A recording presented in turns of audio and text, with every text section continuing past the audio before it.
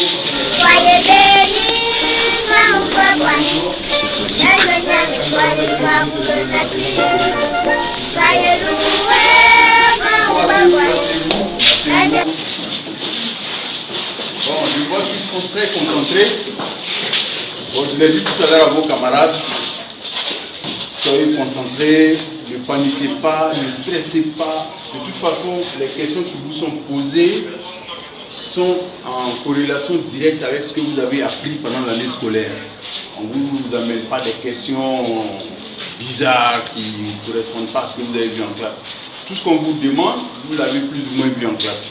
Donc concentrez-vous, voilà, ne vous stressez pas inutilement. Prenez le temps quand même de lire les sujets attentivement avant de commencer. Il ne faut pas confondre vitesse et précipitation non plus. Bon, cela dit, je vous souhaite bonne chance et faites en sorte que le taux de réussite cette année soit largement supérieur à ce que nous avons connu l'année dernière, qui n'était pas trop fameux. Bonne chance à tous et à tous.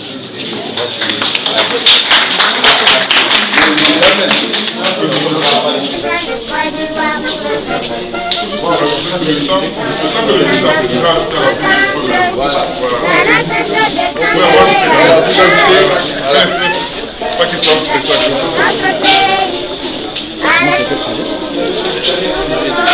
Français.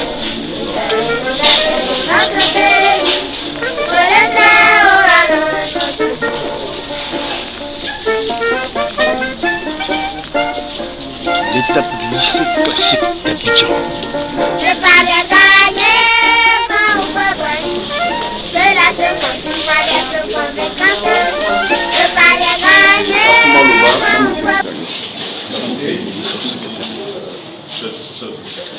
Santé, beaucoup de courage. Voilà, nous comptons sur vous pour que les choses se passent sans anicroche. Voilà, et soyez très vigilants. On fait confiance aux enfants, mais bon, vous savez, voilà, on dit la présence du gendarme est le début de la sagesse. Donc nous comptons sur vous pour faire en sorte que tout se passe correctement. Bon, beaucoup de courage.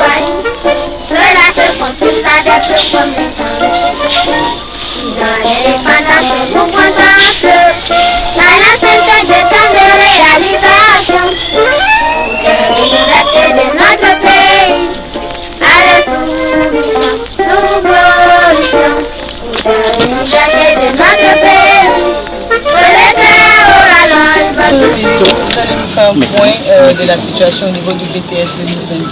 Merci. Comme vous l'avez constaté, nous venons de procéder au lancement des épreuves écrites du brevet des techniciens supérieurs, c'est-à-dire le BTS session 2022. Alors, ce BTS compte 61 002 candidats contre 56 750 l'année dernière, soit une augmentation de 7% du nombre de candidats. Et les 61 002 candidats se répartissent de la façon suivante. Vous avez au niveau des 10 filières tertiaires 69,22% des candidats. Et au niveau des 23 filières industrielles restantes, vous avez 30,78% des candidats. Alors les épreuves écrites vont se dérouler sur 4 jours, de ce lundi 18 juillet jusqu'au jeudi 21 juillet 2022. La semaine prochaine, c'est-à-dire du lundi 25 au samedi 30 juillet 2022, se dérouleront les épreuves pratiques. Et les résultats seront proclamés le vendredi 19 août 2022. Ensuite, suivront les réclamations avec tout le processus de gestion des réclamations. Alors, ce que je peux dire, c'est que nous espérons simplement que cette année, le taux de réussite sera plus élevé que ce que nous avons connu l'année dernière, parce que l'année dernière, on était seulement à 47,39%. Alors, nous espérons que cette année, les résultats seront meilleurs. Cela dit, les candidats se répartissent entre 131 centres, dont 98 à Abidjan. Alors, comme je l'ai dit, l'essentiel pour nous, c'est de mettre donc à la disposition du marché de l'emploi des techniciens supérieurs de valeur, de qualité, qui peuvent contribuer de façon très efficace au développement économique, social et culturel de la Côte d'Ivoire. Voilà en gros ce que je peux donner comme stat. Alors, monsieur le ministre, on a remarqué ces dernières années le taux de tricherie dans nos écoles lors des examens à grand tirage dans l'éducation nationale.